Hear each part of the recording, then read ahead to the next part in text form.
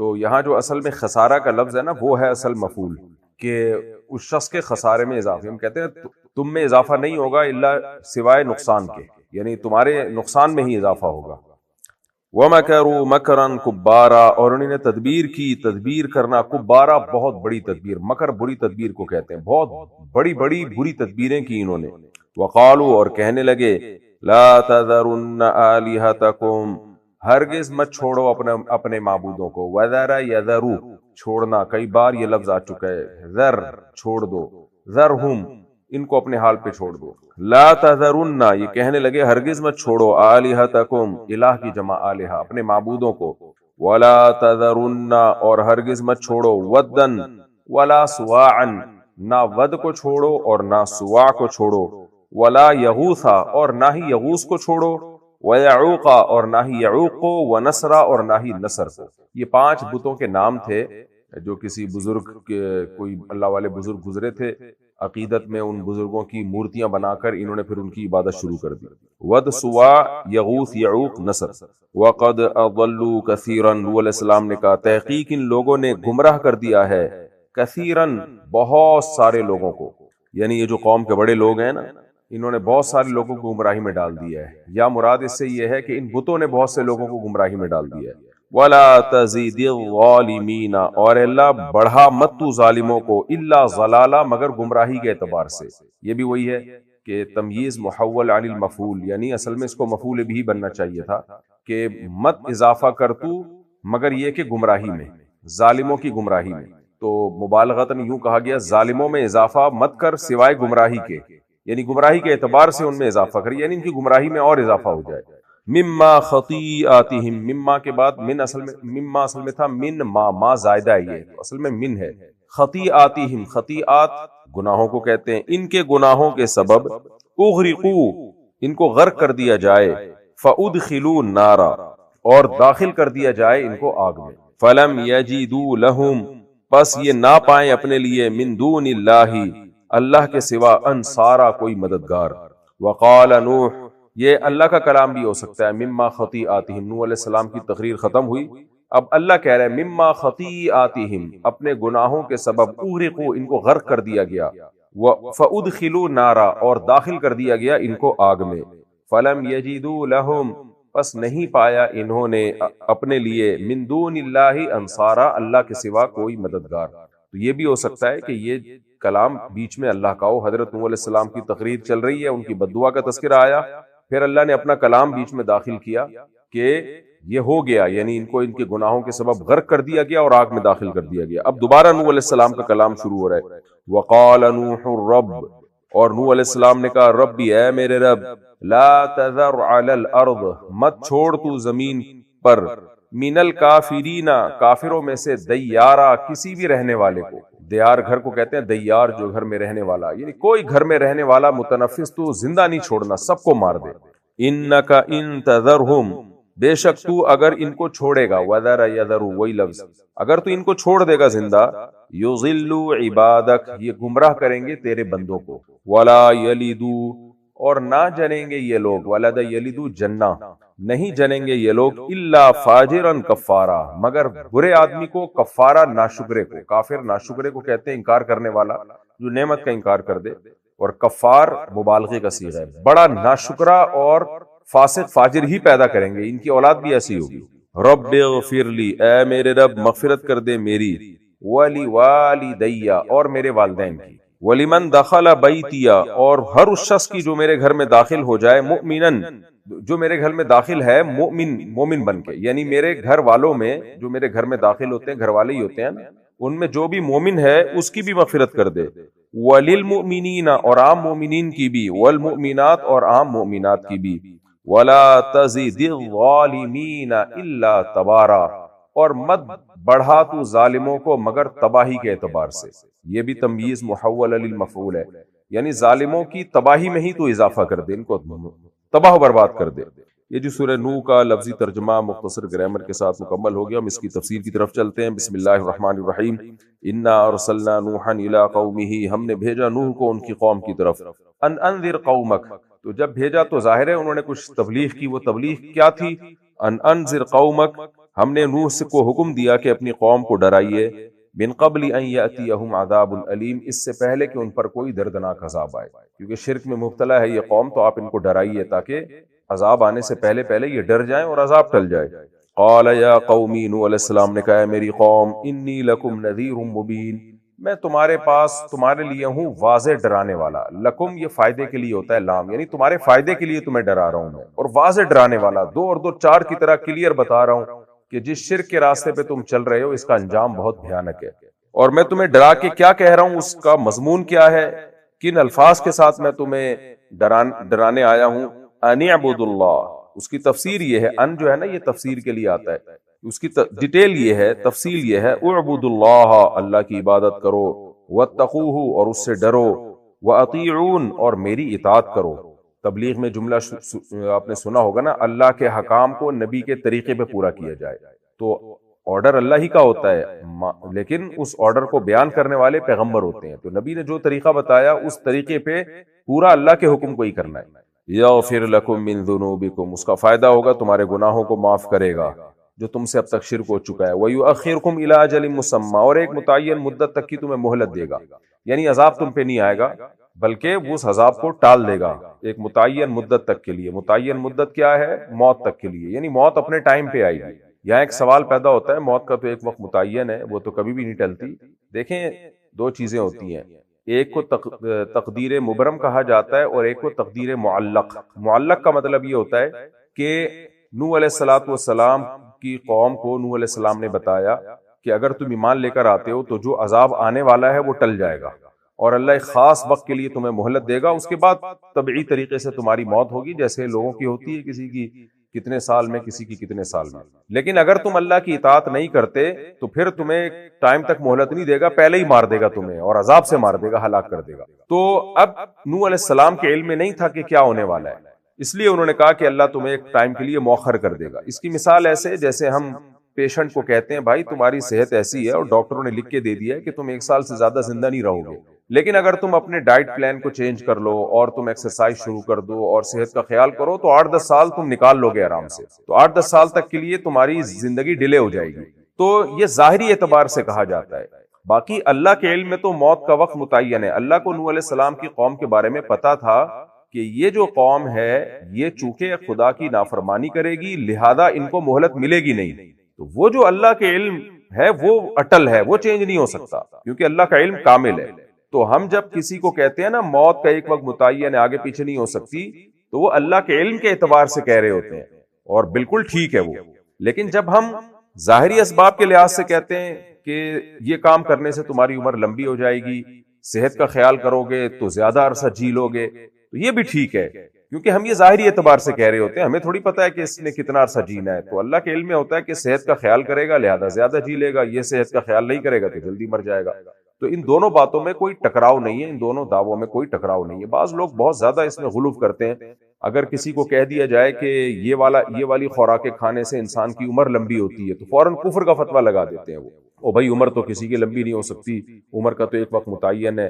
بھائی ایک وقت متعین ہے اللہ کے علم میں، اس میں آگے پیچھے نہیں ہو سکتی، اور اس ٹائم پہ موت آ کے رہے گی، آپ کچھ بھی کر لو، لیکن وہ علم ہمیں نہیں ہے، ہم عالم الغیب نہیں ہیں، ہم ظاہری اعتبار سے بات کرتے ہیں، ظاہری اعتبار سے ہم کہتے ہیں۔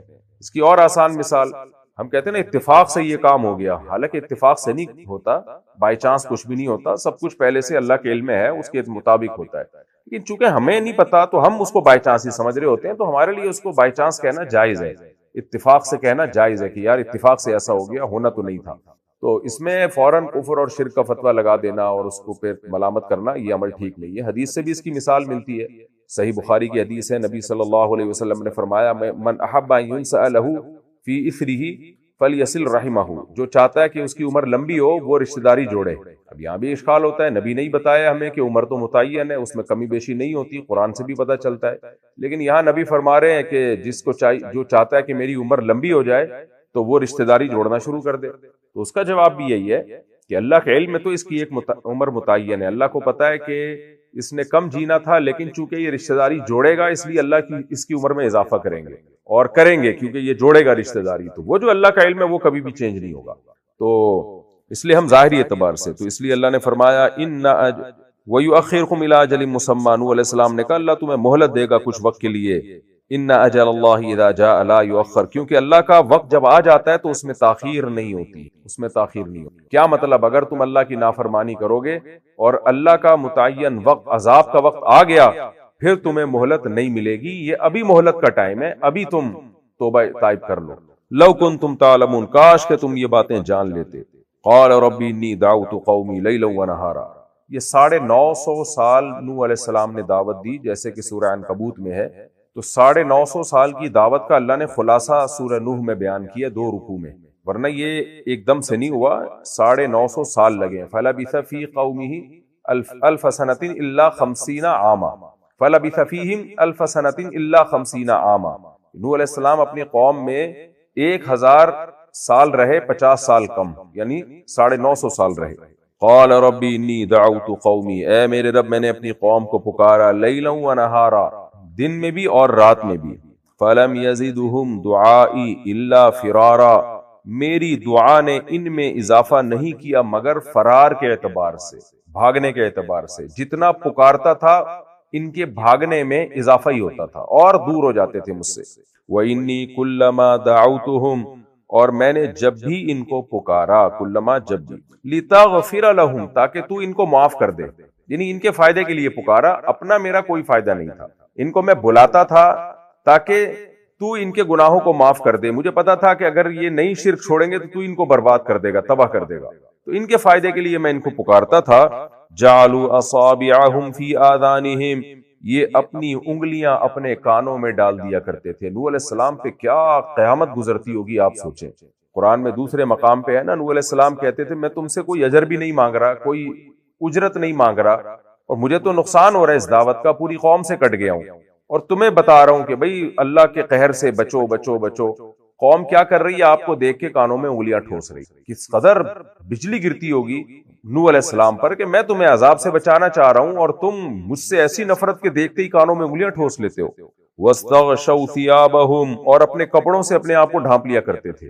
بہت سخت انسان کے لیے نا یہ اذیت والا عمل ہوتا ہے کہ کسی کی نفرت کا ایسا اظہار کیا جائے کہ اس کو دیکھ کے منہ پہ چادر لپیٹ دی جائے کہ ہم چاہتے ہی نہیں کہ آپ ہمیں دیکھیں۔ وَأَصَرُّوا، اور اصرار کیا انہوں نے انہی حرکتوں پہ۔ وَاسْتَكْبَرُوا اسْتِكْبَارًا، اور تکبر کیا، بہت بڑا تکبر۔ تکبر کیا کہتے ہیں؟ آپ کو کوئی نعمت ملی ہے تو اس نعمت کو دیکھ کے اترانا اور دوسرے کو حقیر سمجھنا۔ قرآن کی دوسری آیتوں سے پتہ چلتا ہے کہ نوح علیہ السلام مسکین تھے، غریب تھے، تو قوم کے جو بڑے تھے، مالدار تھے، حکمران لوگ تھے، وہ نوح علیہ السلام کی توہین کیا کرتے تھے اور ان کو ہلکا لیتے تھے، کیونکہ ان کی نظر میں اللہ کی ویلیو نہیں تھی تو اللہ کے پیغمبر کی کیا حیثیت ہوگی، بہت ہلکا لیتے تھے، اس لیے کبر کرتے تھے، دعوت کو ٹھکراتے تھے، مذاق اڑاتے تھے۔ یہی حال آج بھی ہے، جو دین کے داعیوں کا حشر ہے، دعوت کے کام کرنے والے کو لوگ تحقیر کی نیت سے دیکھتے ہیں۔ وَأَسْرَرْتُ لَهُمْ إِسْرَارًا، ہاں، ثُمَّ إِنِّي دَعَوْتُهُمْ جِهَارًا، اے اللہ پھر میں نے ان کو کھلے عام پکارا۔ ثُمَّ إِنِّي أَعْلَنْتُ لَهُمْ، اور پھر میں نے اعلان کیا ان کے لیے، یعنی مجمع جمع کر کے پکارا۔ وَأَسْرَرْتُ لَهُمْ إِسْرَارًا، اور پھر میں نے ان کے لیے ان کو خفیہ بھی پکارا، پرسنلی الگ الگ ملاقاتیں کر کے بھی ان کو، انڈیویجول ملاقات ہوتی ہے اس کا اثر زیادہ ہوتا ہے۔ بعض دفعہ آپ انفرادی دعوت کسی کو دیتے ہیں تو وہ زیادہ اثر نہیں لیتا، وہ مجمع میں دعوت اس پہ اثر کر جاتی ہے، وہ جب اکیلے آپ اس کو سمجھائیں گے تو وہ سمجھتا ہے کہ بھئی اپنے اوپر بوجھ محسوس کرتا ہے۔ تو دعوت اور تبلیغ کے جتنے طریقے ہو سکتے تھے سوٹیبل، وہ سارے میں نے اختیار کیے۔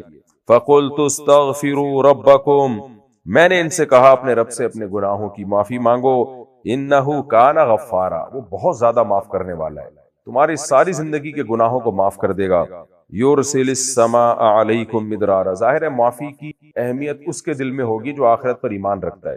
دیکھیں حدیث میں بھی کئی نیکیاں ایسی ہیں جن کے بارے میں آتا ہے اس سے گناہ معاف ہوتے ہیں۔ اب جو لوگ دین بیزار لوگ ہیں ان کو کچھ اثر ہی نہیں پڑتا اس سے، وہ کہتے ہیں گناہ معاف ہونے سے کیا ہوتا ہے، کوئی پیسے ویسے ملتے ہیں تو ہم یہ کام کریں۔ تو ایمان والوں کے دل میں سب سے زیادہ ویلیو اس کی ہے کہ میری غلطیاں جو مجھ سے ہوئی ہیں مجھے میری اس پہ پکڑ نہ ہو، اس لیے پیغمبر اسی چیز کو زیادہ فوکس کرتے تھے۔ یرسل السماء علیکم مدرارا، وہ برسائے گا تم پر آسمان موسلا دھار، یعنی خوب بارشیں ہوں گی۔ دیکھیں بارشیں آج بھی اور ہمیشہ سے غیر مسلموں پر بھی ہوتی رہی ہیں، خود قرآن سے پتہ چلتا ہے کہ لا یغررک تقلب الذین کفروا فی البلاد، کافروں کی ترقی دیکھ کے تم دھوکے میں نہ ہو. تو ظاہر ہے ترقی تو بارشوں کے بغیر ہو نہیں سکتی نا، بارش نہ ہو تو قحط پڑے گا. تو ہمیشہ سے غیر مسلموں اور مسلموں سب پہ بارشیں برستی رہی ہیں. تو یہ نوح علیہ السلام نے جو اپنی قوم سے کہا نا کہ تم ایمان لاؤ گے تم پر موسلا دھار بارشیں برسائے گا، تو یہ آپ کی قوم کے ساتھ خاص ہے.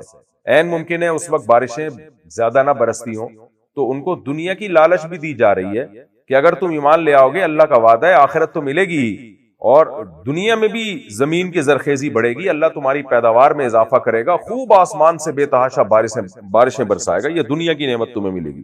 وَيُمْدِدُكُمْ بِأَمْوَالٍ وَبَنِينَ، اور مدد کرے گا تمہاری مالوں کے ساتھ اور بیٹوں کے ساتھ، یعنی اکنومیکلی بھی تمہیں بہت مضبوط کر دے گا اور تمہیں کثرت سے بیٹے دے گا. بیٹوں کا تذکرہ کیوں کیا؟ نسل جب بڑھتی ہے تو بیٹیاں بھی پیدا ہوتی ہیں، بیٹے بھی زیادہ پیدا ہوتے ہیں، لیکن بیٹے ظاہر ہے ہر دور میں ہمیشہ سے انسان کو زیادہ محبوب رہے. آپ کو اکنومیکلی مضبوط بنانے کے لیے، کسی قوم کو عسکری میدان میں طاقتور بنانے کے لیے بیٹوں کی ضرورت زیادہ ہوتی ہے. گراؤنڈ ریئلٹی ہے جس سے انکار نہیں کیا جا سکتا. اگر کسی قوم میں گروتھ ریشو بیٹیوں کا زیادہ بڑھ جائے بیٹوں کا کم ہو جائے تو وہ قوم بھی کمزوری کی طرف چلی جاتی ہے، میدان جنگ میں لڑ نہیں سکتی، اور اکنومیکلی بھی کمزور اس لیے ہوگی کہ ظاہر ہے مرد کے ہاتھوں میں اللہ نے کمانے کی طاقت زیادہ رکھی ہے. محنت مزدوری کے کام، مشکل ترین کام وہ مرد زیادہ اچھی طریقے سے کر سکتا ہے.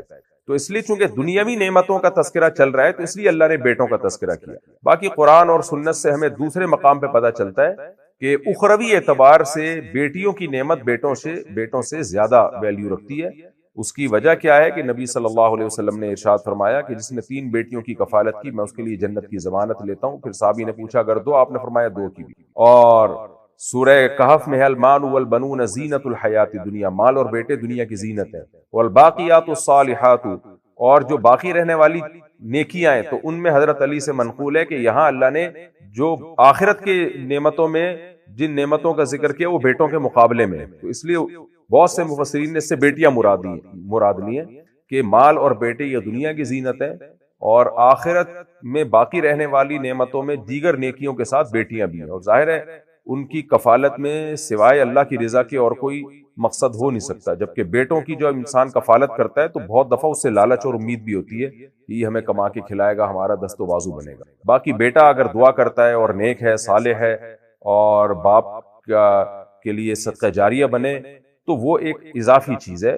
وہ تو کوئی بھی آپ کے لیے صدقہ جاریہ بنے گا اولاد میں تو وہ قیامت کے دن آپ کے کام آئے گا. تو اس لیے اللہ نے یہاں بیٹوں کا تذکرہ کیا کہ دنیائی بھی نعمتوں میں بہرحال بیٹوں کی ایک ویلیو زیادہ ہے. اور اس سے یہ بھی پتہ چلتا ہے کہ نسل کا بڑھنا یہ صرف آخرت کی نعمت نہیں ہے، دنیا کی نعمت بھی ہے. کیونکہ جب نسل زیادہ ہوگی تو ہی بیٹے زیادہ ہوں گے نا. ایسا تو نہیں ہو سکتا کہ بیٹے ہی بیٹے کسی قوم کے پیدا ہونا شروع ہو جائیں، یہ تو امپاسبل ہے، آج تک کبھی ایسا نہیں ہوا. تو گروتھ ریشو بڑھتا ہے تو بیٹوں کا ریشو بھی آٹومیٹیکلی بیٹیوں کے ساتھ ساتھ بڑھنا شروع ہو جاتا ہے. تو اس سے بھی پتہ چلتا ہے کہ نسل کا بڑھنا کسی قوم کی اکنومیکلی ترقی کے لیے بہت زیادہ ضروری ہے. لوگ کہتے ہیں یورپ امریکہ نے تو نسل روک کے ترقی کر لی ہے، یہ بالکل غلط ہے. ان کی ترقی کے اسباب نسل روکنا نہیں ہے، بلکہ ان کی ترقی میں ایک بہت بڑی رکاوٹ گروتھ ریشو کا گرنا بن چکا ہے. جاپان، جرمنی، اٹلی، یہ سب ملک پریشان ہیں کہ کاش ہم نے یہ نسل روکنے کی تحریکیں نہ چلائی ہوتی تو آج ہم اس سے بھی زیادہ مضبوط ہوتے. تو جاپان کی حالت آپ دیکھ لیں، وہ دوسرے ملکوں کے لوگوں کو ویزے دے کے بلا رہا ہے. تو اللہ تعالیٰ نے دوسرے مقامات پر بھی نسل کے بڑھنے کو نعمت کے طور پہ بیان کیا ہے. وَاذْكُرُوا إِذْ كُنْتُمْ قَلِيلًا فَكَثَّرَكُمْ، شعیب علیہ السلام نے اپنی قوم سے کہا تم تھوڑے تھے، اللہ نے تمہیں بڑھا دیا، اضافہ کر دیا. تو یہ اللہ کی نعمت ہے. اسی طرح یہودیوں کے بارے میں سورہ بنی اسرائیل میں اس پہ تفصیلی لیکچر دے چکا ہوں پہلے رکوع میں، کہ اللہ تعالیٰ نے یہودیوں سے کہا کہ اگر تم اللہ کے شکر گزار بنو گے تو اللہ تمہاری نسل میں اضافہ کرے گا. تو آج یہودی بھی بچے زیادہ پیدا کرنے کے قائل ہیں کیونکہ یہودی بہت مائنورٹی میں آ چکے ہیں. تو اب میں جرمنی گیا ہوں اور آسٹریلیا میں، وہاں لوگ بتاتے ہیں جرمنی میں تو جرمنی میں یہودی بہت ہیں، کہتے ہیں یہ لوگ نہیں نسل روکتے، 6 8 بچے ان کے یہاں پیدا ہوتے ہیں.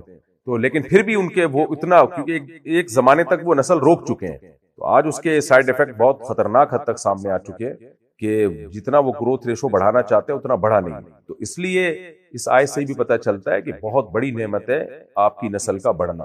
وَيُمْدِدُكُمْ بِأَمْوَالٍ وَبَنِينَ، اللہ مال اور بیٹوں میں اضافہ کرے گا. وَيَجْعَلْ لَكُمْ جَنَّاتٍ، اور اللہ تمہارے لیے باغات پیدا کرے گا. وَيَجْعَلْ لَكُمْ أَنْهَارًا، اور دریا پیدا کرے گا تمہارے لیے۔ تو کسی بھی ملک میں باغات کی کثرت، زرخیز زمین، بارشوں کی کثرت اور نہروں اور دریاؤں کی کثرت، یہ اللہ کی بہت بڑی نعمت ہے۔ الم تروا کیف خلق اللہ سبع سماوات طباقا، نوح علیہ السلام نے پہلے تو اللہ کی نعمتیں بیان کی کہ اس کے اتنے احسانات ہیں تمہارے اوپر، اب اللہ کی عظمت بیان کر رہے ہیں۔ تم دیکھتے نہیں کیسے اللہ نے 7 آسمان بنائے اوپر تلے۔ یہاں ایک اشکال ہوگا، بھئی نظر تو آتے نہیں تھے، کس کو نظر، پہلا آسمان نظر نہیں آتا تو 7 کہاں سے؟ تو دیکھیں یہ ترو جو ہے دیکھنا، یہ علم کے معنی میں قرآن میں بہت جگہوں پر استعمال ہوا ہے۔ الم تر کیف فعل ربک باصحاب الفیل، اے محمد صلی اللہ علیہ وسلم آپ نے دیکھا نہیں کہ اصحاب فیل کے ساتھ اللہ نے کیا کیا؟ حالانکہ نبی نے تو نہیں دیکھا تھا لیکن سنا تھا، تو تواتر کے ساتھ جو خبر پہنچی ہو وہ ایسی یقینی ہوتی ہے جیسے ہم اپنی آنکھوں سے دیکھ رہے ہیں۔ تو نوح علیہ السلام کی قوم کو پچھلے پیغمبر اور آدم علیہ السلام سے یہ بات متواتر چلی آ رہی تھی آسمانی کتابوں یا آسمانی صحیفوں کے ذریعے کہ اللہ نے 7 مضبوط آسمان بنائے ہیں اوپر نیچے۔ تو اس لیے نوح علیہ السلام نے بھی اپنی قوم سے اسی یقینی علم کا حوالہ دیا کہ یہ بات تو تم بھی جانتے ہو، تمہارے باپ دادا سے یہ بات یقینی طور پہ چلی آ رہی ہے، تو کیا تم دیکھتے نہیں ہو کیسے مضبوط 7 آسمان اللہ تعالیٰ نے بنائے ہیں؟ یعنی دیکھنے کا مطلب تمہیں معلوم ہے۔ وَجَعَلَ الْقَمَرَ فِيهِنَّ نُورًا، اور ان آسمانوں میں اللہ نے نور پیدا کیا، یعنی چاند کو نور بنا کے پیدا کیا، روشنی، نور جس کی نور جو ہے نا وہ روشنی ہوتی ہے جس میں جو بڑی لائٹ ہوتی ہے اور آنکھوں کو بھلی معلوم ہوتی ہے، نور کا لفظ بھی اچھا ہے نا۔ تو چاند جو ہے نا وہ تو سورج کی روشنی کو ریفلیکٹ کر رہا ہوتا ہے، اس لیے اس کی روشنی میں ٹھنڈک ہے، اس لیے اس کو نور سے تعبیر کیا۔ وَجَعَلَ الشَّمْسَ سِرَاجًا، اور اس نے سورج کو چراغ بنایا۔ چراغ کی جو لائٹ ہے نا اس کو آپ زیادہ دیر دیکھ نہیں سکتے ہیں، تو اس لیے سورج کو چراغ سے تعبیر کیا اور چاند کو نور سے تعبیر کیا۔ وَاللَّهُ أَنبَتَكُم مِّنَ الْأَرْضِ نَبَاتًا، اس اللہ نے اگایا ہے تمہیں زمین سے اگانا، نباتات زمین سے اگنے والے پودے۔ تو انسان کو زمین سے اگنے سے تعبیر اس لیے کیا کہ یہ بھی مٹی سے بنا ہے، زمین سے ہی لے کے بنایا گیا۔ جتنے پودے ہیں آپ کو پتہ ہے سارے زمین سے بنتے ہیں، مٹی سے ہی بنتے ہیں۔ مٹی کو ایک خاص پروسیس سے گزار کے درخت بنا دیا جاتا ہے، آم کا درخت، کیلے کا درخت، تو ایسے انسان کا بھی پروسیس یہیں سے۔ اور آج یہ بات ثابت شدہ ہے کہ انسان کی باڈی میں وہی ذرات ہوتے ہیں، وہی ایلیمنٹس ہوتے ہیں جو مٹی میں، آئرن بھی ہے، میگنیسیم بھی ہے، پوٹاشیم بھی ہے اور سوڈیم بھی ہے جو نمک ہے، ساری وہی چیزیں جو مٹی میں پائی جاتی ہیں۔ تو اس لیے اللہ تعالیٰ نے انسان، اور پھر میڈیکل سائنس یہ کہتی ہے کہ انسان کے بننے کا پروسیس اور پودوں کے بننے کا پروسیس جو بیسک ہے وہ سیم ہی ہے۔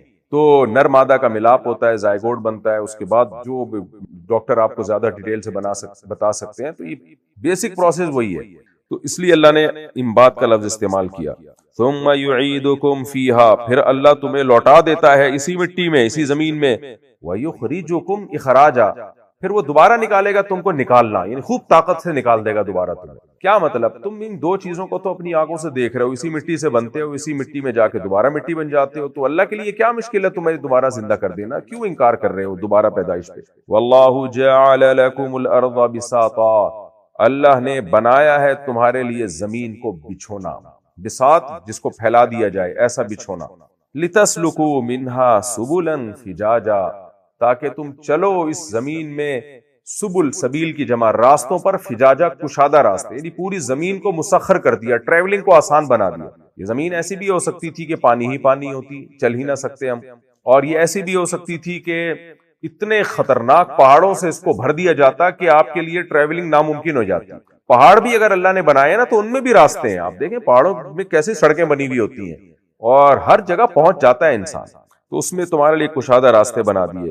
قال نوح ربی انہم عصونی، اتنا سمجھایا 950 سال، اب نوح علیہ السلام اللہ سے شکایت کر رہے ہیں۔ نوح علیہ السلام نے کہا ہے میرے رب انہم عصونی، ان سب نے میری نافرمانی کی، واتبعوا، اور انہوں نے فالو کیا، من لم یزدہ مالہ وولدہ الا خسارہ، ہر اس شخص کو جس کو مال اور اولاد نے جس کے خسارے میں اضافہ کیا ہے، یعنی مالدار لوگ اور صاحب اولاد لوگوں کو انہوں نے فالو کیا، کیونکہ مال بھی ہو اور اولاد کی کثرت بھی ہو تو ایسا آدمی پاورفل ہوتا ہے۔ تو اصل میں یہ کنایا ہے کہ جو قوم کے پاورفل لوگ تھے نا، مالدار لوگ تھے، تو غریبوں نے بھی ان کو فالو کیا ہے، مجھے فالو نہیں کیا، الا یہ کہ چند لوگ جو ایمان لے آئے تھے، تو مجھے فالو کرنے کے بجائے یہ قوم کے وڈیروں کو فالو کرتے رہے، اور ان وڈیروں کی مال اور اولاد نے ان کو نقصان ہی پہنچایا ہے، کیونکہ ان کا مال اور اولاد ان کو اللہ کے راستے سے اللہ کے راستے پہ چلنے سے غافل کر کے گیا ہے. تو جو خود خسارے میں جا رہے تھے انہوں نے انہی خسارے والوں کو فالو کیا. آج بھی ایسا ہی ہے. علماء، صلحاء اور داعیوں کی بات لوگ نہیں سنتے. لوگ سیاست دانوں کی بات سن رہے ہوتے ہیں، اپنے لیڈروں کی بات سن رہے ہوتے ہیں، اور مالداروں کی بات سن رہے ہوتے ہیں، بدتمیز لوگوں کی بات سن رہے ہوتے ہیں جن کو بولنے کی تمیز نہیں ہے. تو ایسے لوگوں کو لوگ فالو کر رہے ہوتے ہیں، اور جو آپ کو دین سکھا رہے ہیں، اللہ رسول کی تعلیمات کی طرف لے کر آ رہے ہیں، ان کو لوگ فضول سمجھتے ہیں. وَمَكَرُوا مَكْرًا كُبَّارًا، اے اللہ نہ صرف یہ کہ انہوں نے میری نافرمانی کی بلکہ میرے خلاف بہت بری تدبیریں بھی کرتے رہے ہیں. وہ تدبیریں قتل کرنے کی، جلا وطنی کی، جو بھی تھی. وَقَالُوا لَا تَذَرُنَّ آلِهَتَكُمْ، میں ان کو اللہ کی طرف بلاتا تھا اور یہ کیا کہتے تھے؟ ہرگز مت چھوڑو اپنے معبودوں کو. وَلَا تَذَرُنَّ وَدًّا، اور ہرگز مت چھوڑو ود کو. وَلَا سُوَاعًا، اور نہ سوا کو کبھی چھوڑو. وَلَا یغوث، اور نہ یغوث کو. وَیعوق وَنَسْرَ، اور نہ یعوق اور نصر. یعنی خود نام تراشے ہوئے انہوں نے پتھروں کی مورتیاں بنا کے ان کے پیچھے، پتھروں کے پیچھے لگے ہوئے ہیں. اور جس رب نے اس کائنات کو بنایا، 7 مضبوط آسمان اوپر تلے بنا دیے، اس نے آسمان سے بارشیں برساتا ہے، اور انسانوں کو زمین کی مٹی سے بنا کے کھڑا کر دیا اس نے، اور دوبارہ پیدا کرے گا. اس رب کو چھوڑ کر ان مورتیوں کے پیچھے لگے ہوئے ہیں. وَقَدْ أَضَلُّوا كَثِيرًا، اے اللہ ان دولت مند لوگوں نے بہت سے لوگوں کو گمراہ کر دیا ہے. وَلَا تَزِدِ الظَّالِمِينَ إِلَّا ضَلَالًا، میں بھی ان کے خلاف ایک بد دعا کرتا ہوں کہ تو اب ان ظالموں کی گمراہی میں اضافہ کرنا. قرآن میں دوسرے مقام پہ ہمیں پتہ چلتا ہے کہ نوح علیہ السلام نے بد دعا اس وقت کی ہے جب اللہ نے ان کو بتا دیا لَن يُؤْمِنَ مِن قَوْمِكَ إِلَّا مَن قَدْ آمَنَ، کہ نوح جتنے لوگوں نے ایمان لانا تھا لا چکے ہیں، اب مزید ہرگز کوئی شخص ایمان نہیں لے کر آئے گا. تو دوسرے مقام پہ القرآن یفسر بعضہ بعضا، قرآن کی بعض آیتیں بعض آیتوں کی تفسیر کرتی ہیں. تو جب بالکل نوح علیہ السلام مایوس ہو گئے ہیں نا، تو پھر یہ شکایتیں شروع کی ہیں نوح علیہ السلام نے. اس سے پہلے نہیں کی ہیں. اس سے پہلے ایک شخص کی بھی ایمان کی امید تھی نا نوح علیہ السلام کو، تو دعوت دیتے رہے، آپ بد دعا نہیں کی آپ نے.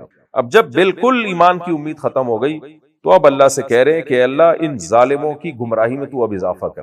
یہ اتنا سخت جملہ کیوں کہا؟ اس لیے کہ اب نوح علیہ السلام کو یہ تھا کہ اب عذاب تاکہ یقینی آئے، جس عذاب کا اللہ نے وعدہ کیا وہ آ جائے، کیونکہ اب یہ ایمان نہیں لے کر آئیں گے تو اب ان کی گمراہی بڑھے گی، تو پھر اللہ کا عذاب جلدی آئے گا.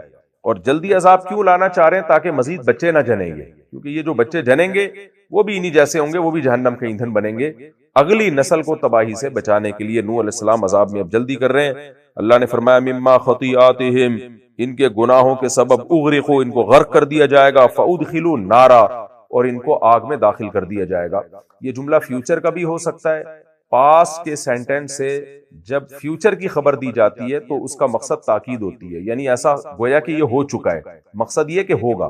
اور یہ ماضی کی خبر بھی ہو سکتی ہے کہ اللہ نے فرمایا بیچ میں ایک جملہ معترضہ کے طور پر، معترضہ کہتے ہیں جو ٹاپک سے ہٹ کے بیچ میں ایک بات ہو، تو ٹاپک سے ہٹ کے اللہ نے خبر دے دی کہ ایسا ہم نے کر دیا کہ ان کے گناہوں کے سبب اغرقوا، ان کو غرق بھی کر دیا گیا.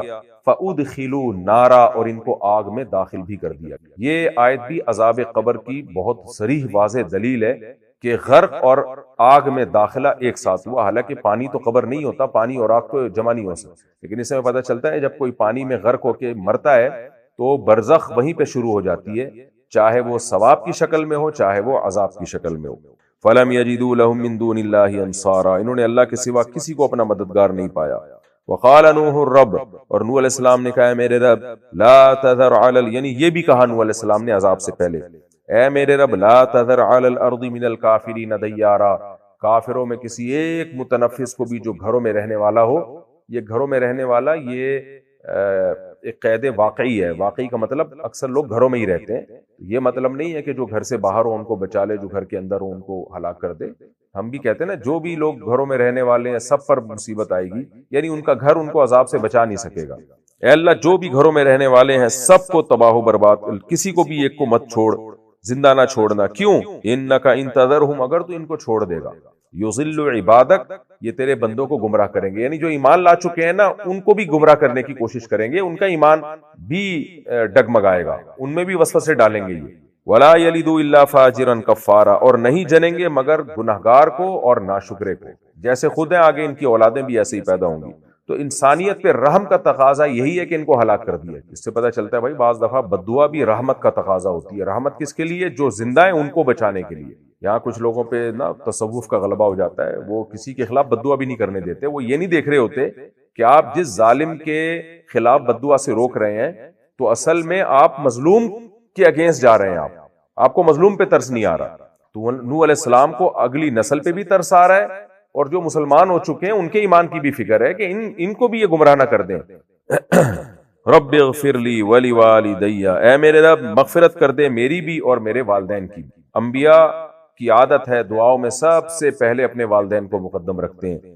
وَلِمَنْ دَخَلَ بَيْتِيَ مُؤْمِنًا، اور جو بھی داخل ہے میرے گھر میں مومن، یعنی میرے اہل بیت میں سے جو بھی ایمان لائے ہیں، میری بیٹیوں میں، بیٹوں میں، گھر والوں میں جو بھی ایمان لا چکے ہیں، سب کی مغفرت کر دے۔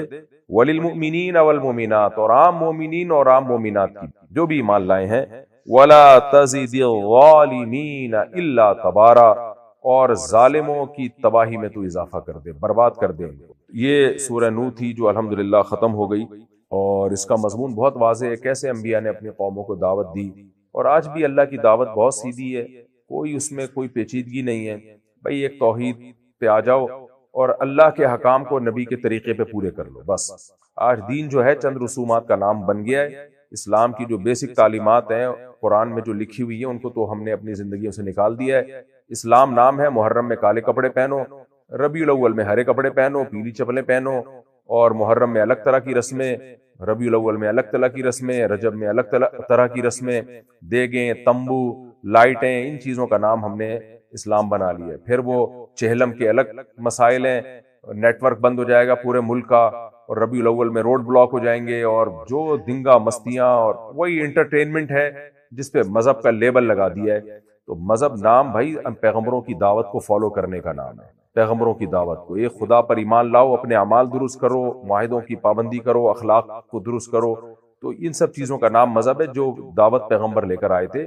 اس کے علاوہ سب تفریح ہے اور انٹرٹینمنٹ ہے، وہ مذہب نہیں۔ قضی بینہم، تو ان کے درمیان دنیا میں فیصلہ کر دیا جاتا، عملی فیصلہ۔ وَإِنَّ الظَّالِمِينَ لَهُمْ عَذَابٌ أَلِيمٌ، اور بے شک ظالموں کے لیے دردناک عذاب ہے۔ تو یہاں ظالم کس کو کہا گیا ہے؟ جو اللہ کے مقابلے میں کسی اور کو قانون سازی کا حق دیتے ہیں۔ یہاں قانون سے وہ قوانین مراد نہیں ہے جن کا تعلق مینجمنٹ سے ہے، انتظامی امور سے ہے، وہ قوانین تو انسان بنا سکتا۔ یہاں وہ قانون مراد ہیں کہ کیا چیز انسان کے لیے لیگل ہے، حلال ہے، کیا حرام ہے، اس کا اختیار صرف اللہ کے پاس ہے۔ تَرَى الظَّالِمِينَ مُشْفِقِينَ مِمَّا كَسَبُوا وَهُوَ واقع بِهِمْ، اے مخاطب جب قیامت کے دن عملی فیصلہ ہوگا تو ظالموں کو دیکھے گا اپنی ان بدعمالیوں پہ، وہ ڈر رہے ہوں گے، گھبرا رہے ہوں گے، لیکن یہ گھبراہٹ ان کے کام نہیں آئے گی۔ وَهُوَ واقع بِهِمْ، وہ عذاب ان پر واقع ہو کر رہے گا۔ وَالَّذِينَ آمَنُوا وَعَمِلُوا الصَّالِحَاتِ، اور وہ لوگ جو ایمان لائے اور نیک اعمال کیے، فی روضات الجنات، جنت کے باغات میں ہوں گے، لہم ما یشاؤون عند ربہم، رب کے پاس جو چاہیں گے ان کو ملے گا۔ ذالک هو الفضل الکبیر، یہ بہت بڑا فضل ہے۔ دیکھیں اللہ اپنی جنت کی خود ہی تعریف ہے کہ سوچو تمہاری ہر خواہش پوری ہو تو اس سے بڑا کیا فضل ہو سکتا ہے۔ یہ تو حکمرانوں کے ساتھ بھی ایسا نہیں ہوتا، ارب پتی لوگوں کے ساتھ بھی ایسا نہیں ہوتا کہ ہر خواہش پوری ہو، لیکن جنت میں فرمایا جو چاہو گے پورا ہوگا۔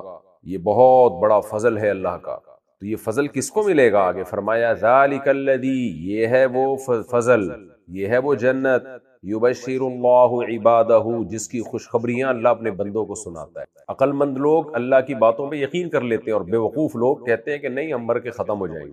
فرمایا یہ ہے وہ خوشخبری جس کے ذریعے اللہ اپنے بندوں کو خوشخبریاں سناتا ہے۔ کون بندے؟ الذین آمنوا وعملوا الصالحات، جو ایمان لائے اور نیک اعمال کیے۔ دیکھیں ایمان لانا بھی نیک عمل ہی ہے، لیکن اس کا تعلق ہے دل سے، یعنی دل سے بھی ٹھیک ہو گئے اور جسم سے نکلنے والے اعمال کو بھی درست کر لیا۔ اسلام کا پورا خلاصہ یہی ہے کہ آپ اندر سے بھی ٹھیک ہو جائیں، باہر سے بھی ٹھیک ہو جائیں، اندر سے آپ کے نظریات ٹھیک ہو جائیں، عقیدے ٹھیک ہو جائیں، اور نکلنے والے جسم سے جو اعمال نکلنے والے وہ ٹھیک ہو جائیں۔ تو اللہ فرماتے ہیں یہ وہ خوشخبریاں ہیں جو اللہ ان بندوں کو دیتا ہے جو ایمان لے آئے اور نیک اعمال کیے انہوں نے۔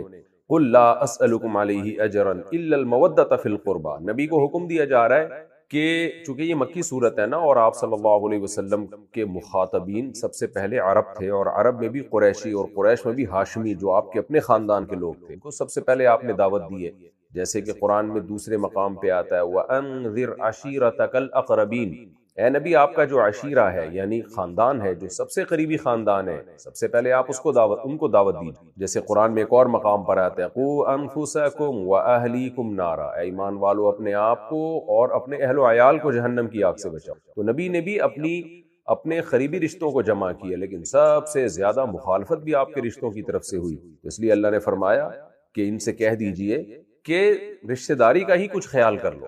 عرب میں رشتہ داروں کو بہت ترجیح دی جاتی تھی، ان کے لیے لڑتے تھے، قبیلوں میں بہت عصبیت تھی اور بہت مضبوط قبائل ہوا کرتے تھے، ایک دوسرے پہ یعنی قبیلے کا فرد ایک دوسرے پہ جان نشاور کیا کرتا تھا. تو یہ بھی ایک دعوت کا انداز ہے کہ بھئی آپ میری بات کو اس بیس پہ سن لیں کہ میں آپ سے میرا خونی رشتہ ہے، آپ ہی قوم کا آدمی ہوں میں، تو اس رشتہ داری کا بھی کچھ پاس کیا جاتا ہے. قُلْ لَا أَسْأَلُكُمْ عَلَيْهِ أَجْرًا، اے نبی ان سے کہہ دیجئے کہ میں تم سے اس دعوت پر کوئی اجر نہیں مانگتا. إِلَّا الْمَوَدَّةَ فِي الْقُرْبَى، ہاں قرابت داری میں جو محبت ہے نا اس کا وہ مانگتا ہوں میں تم سے، یعنی اس کا واسطہ دیتا ہوں. مانگتا ہوں کا مطلب اس کا مطالبہ کرتا ہوں کہ اس کا پاس رکھو، اس کا خیال رکھ لو. وَمَن يَقْتَرِفْ حَسَنَةً نَزِدْ لَهُ فِيهَا حُسْنًا، اور یاد رکھو جو بھی نیکی کمائے گا ہم اس کے لیے اس میں اضافہ کریں گے ازرو حسن کے، یعنی اس کے جو ہے عمل کو بڑھا دیں گے ہم.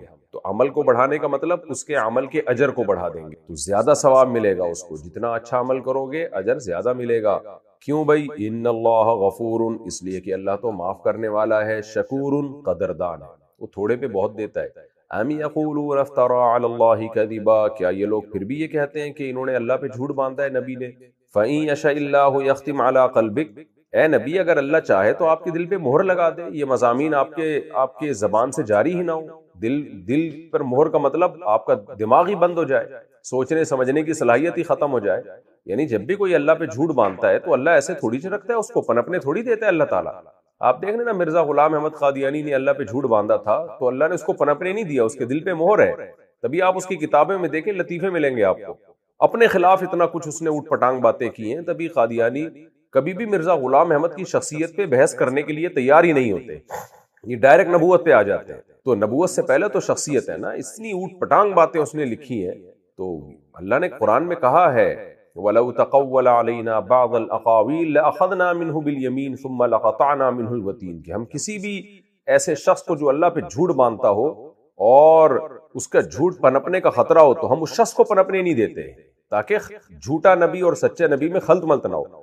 اس لیے اللہ تعالیٰ فرماتے ہیں کہ آپ اپنے ان لوگوں سے کہہ دیجئے کہ یہ لوگ کہہ رہے ہیں اللہ پہ جھوٹ باندھا ہے، تو اللہ چاہے تو آپ کی زبان کو روک سکتا ہے، آپ کے دل پہ مہر لگا سکتا ہے، لیکن نہیں لگا رہا، بلکہ آپ کو ترقیوں پہ ترقیاں دیتا چلا جا رہا ہے. اتنی مخالفت کے باوجود آپ کے ماننے والے بڑھتے چلے جا رہے ہیں اور بڑی بڑی قربانیاں دے رہے ہیں، اور بہت ذہین فتین لوگ آپ کی دعوت پر لبیک کہہ رہے ہیں. ابوبکر، عمر، عثمان و علی جیسے لوگ جو قوم کے سردار تھے، ایسے لوگ آپ کی دعوت پر لبیک کہہ رہے ہیں. اس لیے اللہ فرماتے ہیں کہ وَيَمْحُ اللَّهُ الْبَاطِلَ، اللہ باطل کو مٹا رہا ہے، یعنی دلائل کے ذریعے.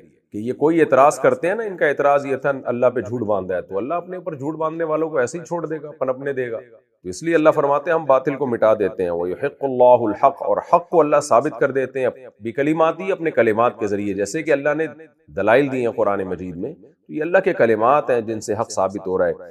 إِنَّهُ عَلِيمٌ بِذَاتِ الصُّدُورِ، وہ سینوں کے بھیدوں کو جانتا ہے، اس کو پتہ ہے انسان کے دل میں کیا کیا وسوسے آ رہے ہیں نبی کی نبوت کے بارے میں.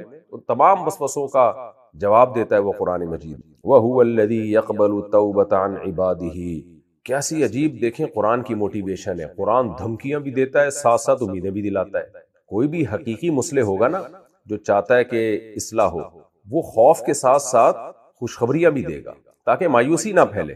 آپ نے دیکھا ہوگا بعض ڈکٹیٹر بن کے نا بس دھمکیاں دیتے رہتے ہیں. گھروں میں بعض والدین ایسے ہوتے ہیں یا باپ کا رویہ ایسا ہوتا ہے، اولاد کو ہر وقت دھمکیاں، تم نے یہ نہیں کیا تو میں یہ کر دوں گا، تم نے یہ نہیں کیا تو میں یہ کر دوں گا. ان کی اولادیں بگڑ جاتی ہیں. اور بعض کیا کرتے ہیں کہ کوئی دھمکی نہیں ہوتی، بس وہ ہر وقت لاڈ پیار، تو وہ بچے بھی بگڑ جاتے ہیں. ایسا بادشاہ جو ہر وقت اپنی ماتحتوں کو دھمکیاں دیتا رہے وہ بھی کامیاب نہیں ہے، اور کوئی سزا اور جزا کا اصول ہی نہ ہو اس کا، تو وہ بھی قوم ناکام ہے. تو اللہ تعالیٰ قرآن مجید میں جہاں کوئی دھمکی والی بات کرتے ہیں فوراً خوشخبری والی بات بھی کرتے ہیں کہ دیکھو اللہ تو حق کو مٹا کے چھوڑے گا، حق کو ظاہر کر کے چھوڑے گا، باطل کو مٹا کے چھوڑے گا. تو دنیا میں اسلام نے غالب آنا ہے، تو مشرکین کو ظاہر ہے اپنی ایک ذلت محسوس ہوتی ہے نا ایسی باتوں سے کہ ہمارا کیا ہوگا. اللہ نے فرمایا وَهُوَ الَّذِي يَقْبَلُ التَّوْبَةَ عَنْ عِبَادِهِ, اللہ جو یہ سب کچھ کرنے والا ہے اس کی ایک صفت یہ بھی ہے کہ وہ اپنے بندوں کی توبہ قبول بھی کرتا ہے. تم اگر توبہ کرو اس کے سامنے گڑگڑاؤ معاف کر دے گا سب کچھ. وَيَعْفُو عَنِ السَّيِّئَاتِ, اور سیئات کو مٹاتا بھی ہے, بہت سارے گناہ ایسے ہیں جو معاف کر دیتا ہے.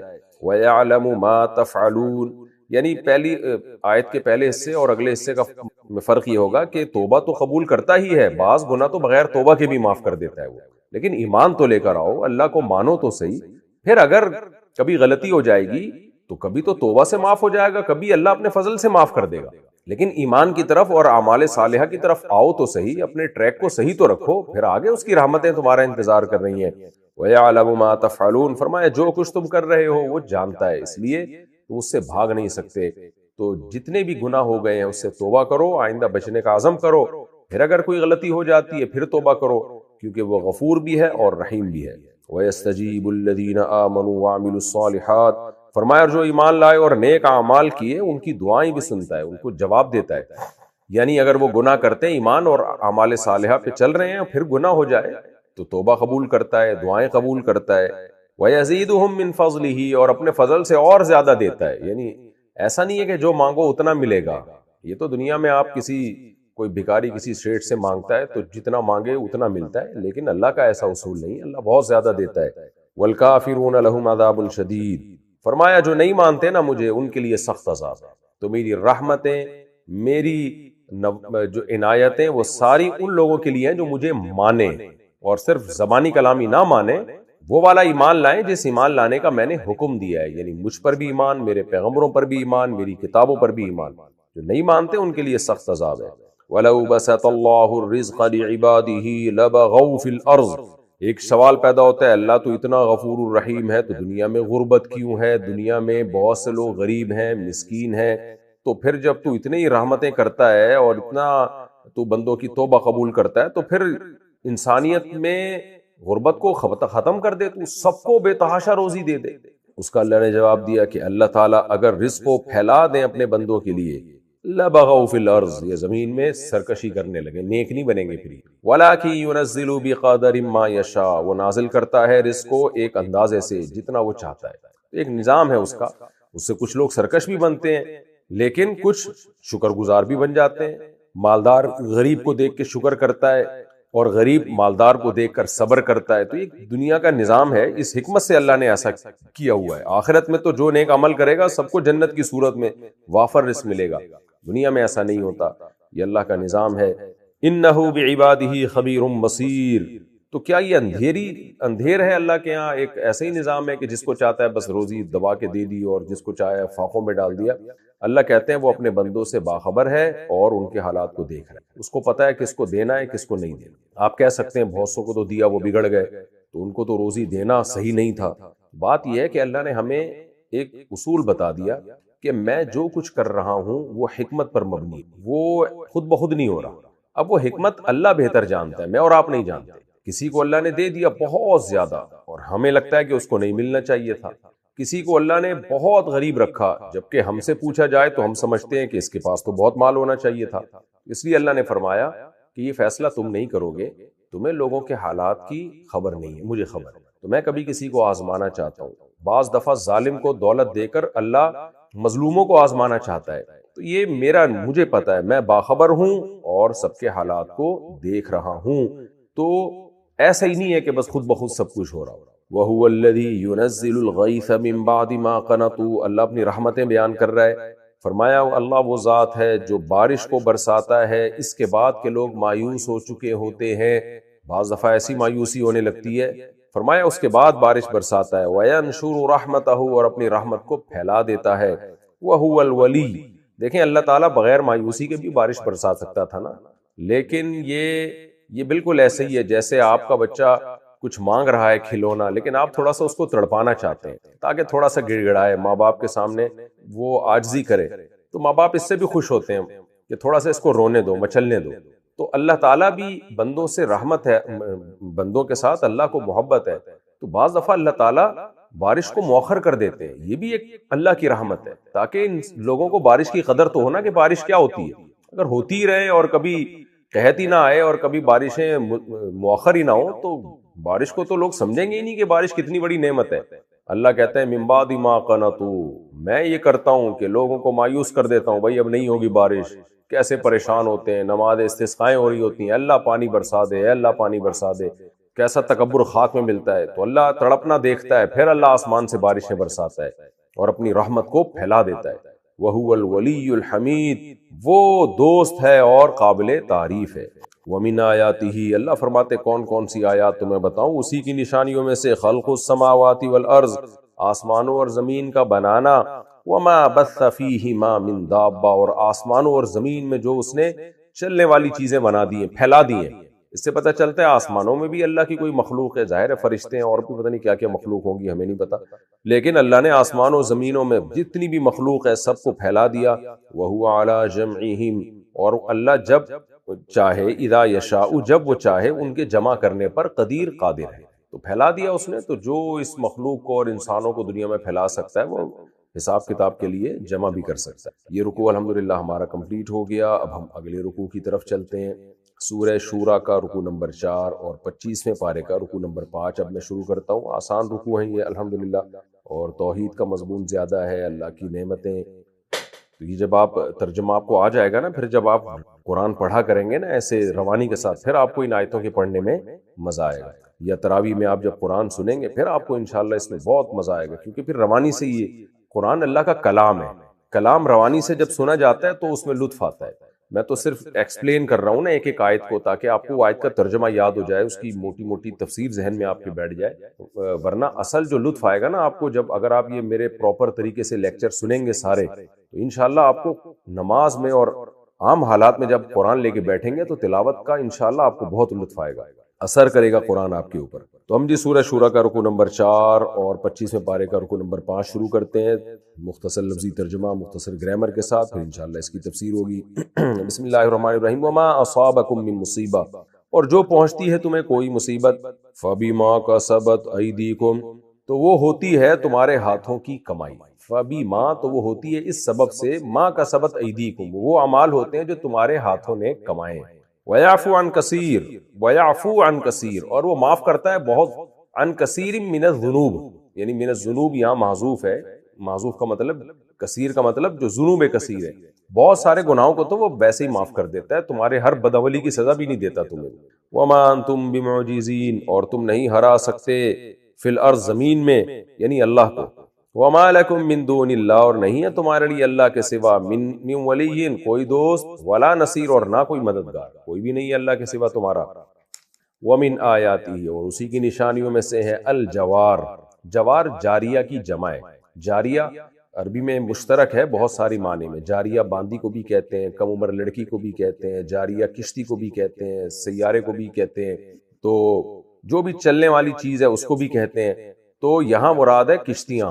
جاریہ اس کی جمع آتی ہے جواری، تو یا کو حذف کر دیا ہے، الف لام شروع میں آ گیا. وَمِنْ آیَاتِهِ الجوار، اور اسی کی نشانیوں میں سے کشتیاں ہیں، فی البحر، سمندر میں، کل اعلام، پہاڑوں کی طرح. علم یہ لفظ سورہ رحمان میں بھی ہے نا، تو اس سے کیا ہے، پہاڑ جیسے. اعلام علم کی جمع، تو علم پہاڑ کو بھی کہتے ہیں، اعلام بڑے بڑے پہاڑوں جیسے، یعنی سمندری جہاز مراد ہے.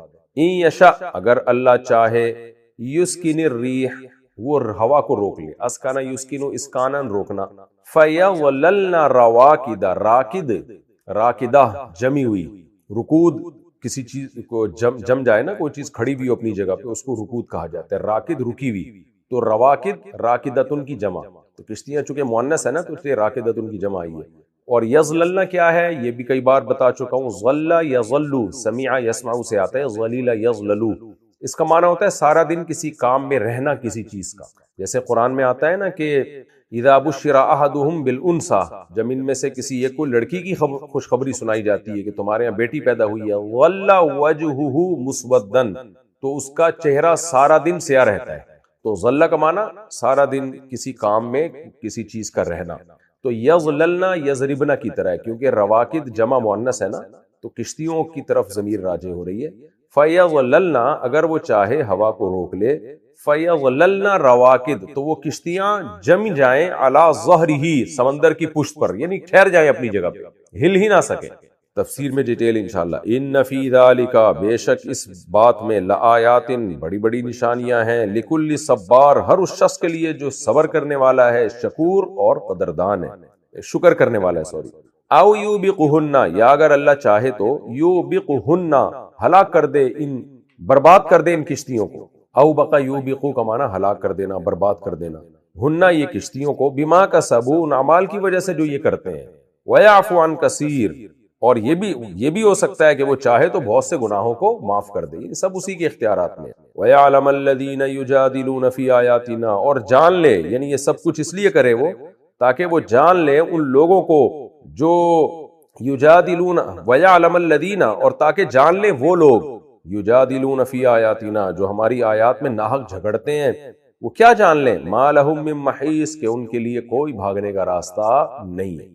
یعنی اللہ چاہے تو کشتیوں کے ساتھ یہ سارے معاملات کر سکتا ہے، تاکہ جس کا نتیجہ یہ نکلے گا کہ جو ہماری آیات میں جھگڑتے ہیں نا، ابھی تو بڑے فنٹر بنے ہوئے ہیں، اللہ نے یہ کیا کہا، یہ کیا، جب اللہ ان کے ساتھ یہ سب کچھ کرے، کیونکہ سمندر میں سفر تو یہ کرتے ہیں، تو اللہ اگر یہ سب کچھ کرے نا، تو یہ نتیجہ کیا نکلے گا، ان کو یقین ہو جائے گا، پتہ چل جائے گا کہ اللہ کے سوا کوئی بھاگنے کا راستہ ان کے پاس نہیں ہے. فما اوتیتم من شیء، بس جو کچھ دیے گئے ہو تم، من شیء کوئی بھی چیز، فمتاع الحیات الدنیا، تو یہ دنیاوی زندگی کا تھوڑا سا کشتیاں مشتیاں جس پہ تم جہاز محاذ سفر کرتے ہو، فخر کرتے ہو. وما عند اللہ خیر، اور جو کچھ اللہ کے پاس ہے وہ بہتر ہے. وابقا، اس میں تفضیل ہے، ابقا، خیر بھی اس میں تفضیل ہے، یعنی زیادہ باقی رہنے والا ہے اور زیادہ بہتر ہے. للذین آمنوا، ان لوگوں کے لیے جو ایمان لائے. وعلی ربہم یتوکلون، اور وہ اپنے رب پہ توکل بھی کرتے ہیں، یعنی ان کو جو بدلہ ملے گا وہ اس دنیا سے بہت بہتر اور باقی رہنے والا. یہ کون لوگ ہیں؟ والذین، یہ وہ لوگ ہیں جی، والذین، اور وہ لوگ، یجتنبون کبائر الاثم، جو بچتے ہیں کبیرہ گناہوں سے. یہ اضافت الصفت الی الموصوف، یعنی الاثام الکبائر، اسم کی جمع آثام آتی ہے، تو اسم یا اس میں جنس ہے. اس میں جنس کیا ہوتا ہے، اس میں طلبہ کو تو پتا ہوتا ہے مدارس کے، آپ کو نہیں بھی پتا ہو تو بھی چلے گا. الاسم الکبائر، یعنی کبائر الاسم، یہ صفت کی اضافت موصوف کی طرف، یعنی ان گناہوں سے جو کبائر ہیں. تو یہ وہ لوگ ہیں جو بچتے ہیں ان گناہوں سے جو کبیرہ ہیں. یعنی ان کی کیا صفات ہیں؟ للذین آمنوا، یہ ایمان لائے ہیں، اپنے رب پہ اعتماد کرتے ہیں، اور یہ وہ لوگ ہیں جو کبیرہ گناہوں سے بچتے ہیں. والفواحش، اور بے حیائی کے کاموں سے بچتے ہیں. فاحشۃ کی جمع فواحش. وَإِذَا مَا غَضِبُوا، اور جب بھی ان کو غصہ آتا ہے، یہ غصہ کرتے ہیں. ہم یغفرون، یہ معاف کر دیتے ہیں، یعنی چشم پوشی سے کام لیتے ہیں. غفر یغفرو کا معنی مٹانا ہوتا ہے اصل میں. مغفر ٹوپی کو کہتے ہیں نا، جنگی ٹوپی کو بھی کہتے ہیں مغفر، جو چھپا دیتی ہے آپ کو، کسی چیز کو چھپا دینا.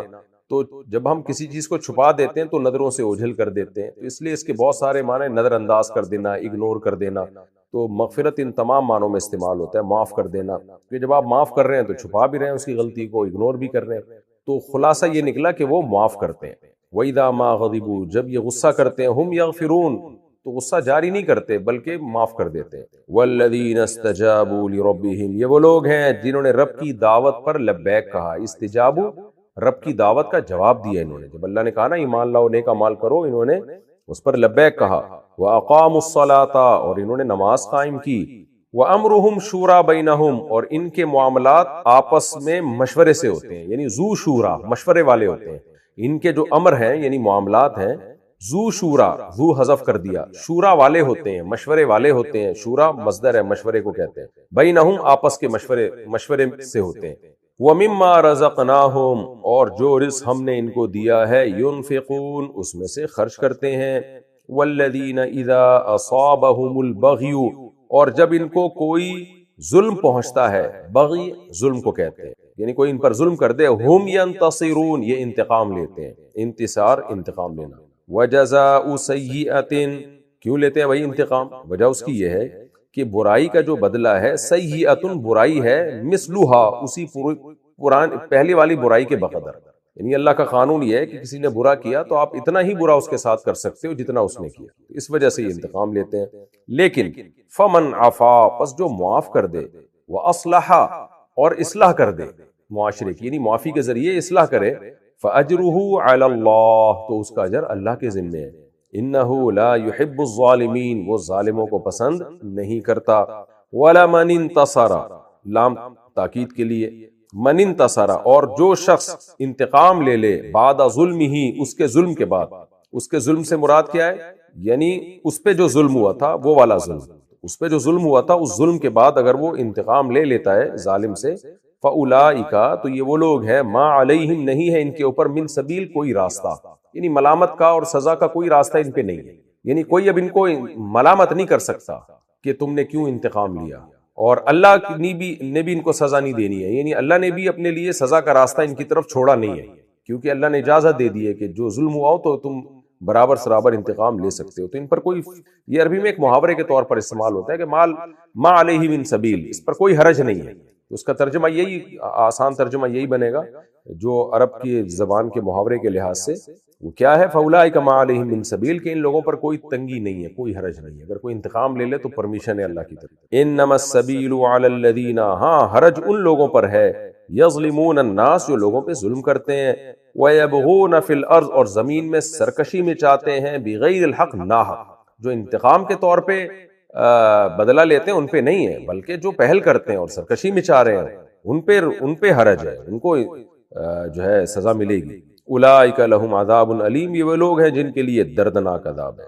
ولمن صبر، لام تاکید کے لیے، من صبر، جو صبر کرے، وغفر، اور معاف کر دے، ان ذالک لمن عزم الامور، تو یہ بڑے بلند حوصلے کی بات ہے۔ عزم الامور کو کئی دفعہ میں ایکسپلین کر چکا ہوں، یہ صفت کی اضافت موصوف کی طرف، اور عزم بمعنی عازم، کیا مطلب؟ من الامور العازمہ، یہ ایسے امور میں سے ہے جو بڑے پختہ معاملات ہیں، یعنی یہ بہت ہی مضبوط ارادے والے لوگوں کا کام ہے، یہ جن کو اپنے اوپر بڑا زبردست کنٹرول ہوتا ہے، قوت ارادی ان کی مضبوط ہوتی ہے، کیونکہ اگر آپ کی قوت ارادی مضبوط نہیں ہے تو آپ ایک فیصلہ کرتے ہو، لیکن جب آپ کو پتہ چلتا ہے کہ تو بڑا مشکل کام ہے تو آپ پیچھے ہٹ جاتے ہو۔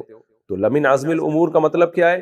کہ ایسا امر جو مضبوط ہو، جو جس کے لیے مضبوط عزم چاہیے ہوتا ہے، تو انتقام نہ لینا اور انتقام کی قدرت کے باوجود معاف کر دینا، یہ بلند حوصلے کا کام ہے، یہ عزم الامور میں سے ہے، یہ ہلکا کام نہیں ہے، کیونکہ جب انسان انتقام نہ لینے کا فیصلہ کرتا ہے اور اس انتقام لینے کی قدرت بھی ہو تو اس پہ اکثر قائم نہیں رہتا، بلکہ وہ کہتا ہے لوں گا انتقام۔ تو اللہ کہتے ہیں عزم الامور میں سے یہ ہے، حوصلے کی بات یہ ہے کہ سوسائٹی کی اصلاح کے لیے انتقام مت لو۔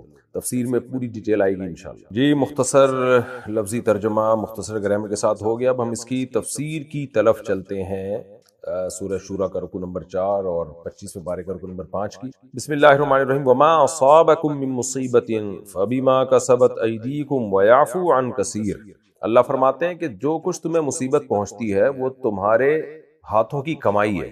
یہاں مصیبت سے مراد، دیکھیں مصیبت کی دو قسمیں ہیں، ایک مصیبت وہ جس کو ہم آزمائش کہتے ہیں، وہ مصیبت تو مسلمان کو بھی آتی ہے، کافر کو بھی آتی ہے، اور وہ اللہ کی طرف سے آزمائشیں ہوتی ہیں، تکوینی امور ہوتے ہیں کچھ کائنات کے نظام کو چلانے کے لیے، تو یہاں وہ مصیبت مراد نہیں ہے، کیونکہ وہ والی مصیبت انسان کے ضروری نہیں کہ بدعمالیوں کا نتیجہ، نیک لوگوں کے ساتھ بھی حادثات ہو جاتے ہیں، تو وہ مصیبت نہیں ہوتی، وہ ایک اللہ کی طرف سے آزمائش ہوتی۔ یہاں مصیبت سے مراد ہے وہ مصیبت جو حقیقی معنی میں مصیبت ہو، جو گناہوں کی سزا کے طور پر، جیسے لوط علیہ السلام کی قوم کے ساتھ ہوا، قوم عاد قوم سمود کے ساتھ ہوا، یا بعض دفعہ اللہ کسی قوم کو سزا دینے کے لیے قحط میں ڈال دیتے ہیں، جیسے فرعونیوں کے ساتھ ہوا، تو یہاں یہ والی مصیبت مراد ہے۔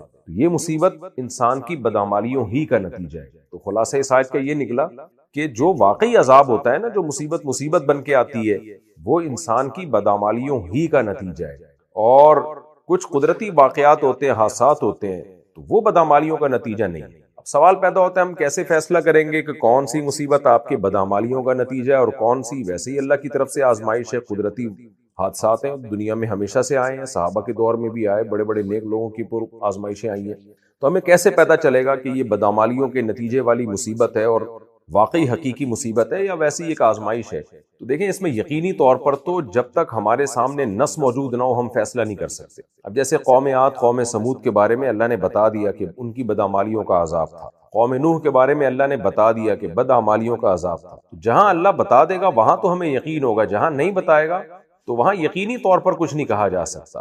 البتہ کچھ علامتیں علماء نے بتائی ہیں قرآن و سنت کو سامنے رکھے، ان علامتوں سے اندازہ ہو جاتا ہے، غالب درجے میں آپ کہہ سکتے ہو کہ یہ مصیبت گناہوں کا عذاب ہے یا یہ ویسے ہی قدرتی حادثہ ہے۔ تو وہ ظاہری علامت یہ ہے کہ جب بھی کوئی آزمائش آئے، چاہے وہ انفرادی آپ کی زندگی میں آئے یا قومی سطح پہ آئے، تو اگر اس میں ہمیں اپنی اصلاح کا موقع مل رہا ہے اور اصلاح کی طرف توجہ جا رہی ہے، مثال کے طور پر ملک میں مہنگائی کا عذاب ہی آپ دیکھ لینا، عوام کو کچھ سمجھ میں آنے لگتا ہے کہ ہمیں کیا کرنا چاہیے آئندہ کے لیے، کیا پالیسیاں بنانی چاہیے ہمیں، حکمرانوں کو کچھ عقل آ جاتی ہے، تو پھر یہ مصیبت نہیں ہے بلکہ یہ اللہ کی طرف سے اصلاح کا ایک پروگرام ہے، ایک تربیت کا ایک طریقہ ہے۔ تو اور اگر کوئی پریشانی آئی اور آپ کی اصلاح کی طرف توجہ ہی نہیں جاتی ہے، نہ آپ اللہ کی طرف رجوع کرتے ہو، نہ آپ کو اپنی غلطیوں کی تلافیوں کی طرف توجہ جاتی ہے، تو سمجھ لیں یہ اللہ کی طرف سے عذاب ہے، کیونکہ اللہ آپ کو تکلیف پہنچانا چاہ رہے ہو۔ دیکھیں جب بھی کوئی تکلیف کسی خیر کا پیش خیمہ ہو تو وہ تکلیف پہنچانے والا آپ کا دوست ہوتا ہے۔ ڈاکٹر بھی آپ کو تکلیف پہنچاتا ہے آپریشن کر کے، ٹیکہ لگا کے، وہ تکلیف مصیبت نہیں ہوتی بلکہ وہ آپ کو سدھارنے کے لیے ہوتی ہے۔ شاعر نے کہا ہے نا کہ تندی باد مخالف سے نہ گھبرائے شاہین، یہ تو چلتی ہے تجھے اونچا اڑانے کے لیے۔ تیز ہوائیں شاہین کو اونچا اڑانے کے لیے چلتی ہیں، ٹینشن دینے کے لیے نہیں چلتی۔ تو اللہ تعالیٰ بھی اپنے بندوں کی اصلاح کے لیے، تاکہ وہ اپنے اعمال میں غور کریں، اپنی اصلاح کریں، تو اللہ تعالیٰ ان کو آزمائشوں میں ڈال دیتے ہیں، تو عقل مند لوگ سدھر جاتے ہیں، تو یہ پھر مصیبت نہیں ہے، یہ بدعمالیوں کا نتیجہ نہیں ہے، یعنی عذاب برائے عذاب نہیں ہے۔ اور اگر آپ کو اللہ کی طرف آپ کی توجہ ہی نہیں ہو رہی اور آپ برائیوں میں اور جری ہوتے چلے جا رہے ہو، تو یہ وہ عذاب ہے جس کا اس آیت میں اللہ نے تذکرہ کیا۔ فرمایا جو مصیبت حقیقی معنوں میں جو مصیبت ہوتی ہے وہ مراد ہے، ہاں وہ تمہیں جو پہنچتی ہے تمہارے اعمال کا نتیجہ ہے۔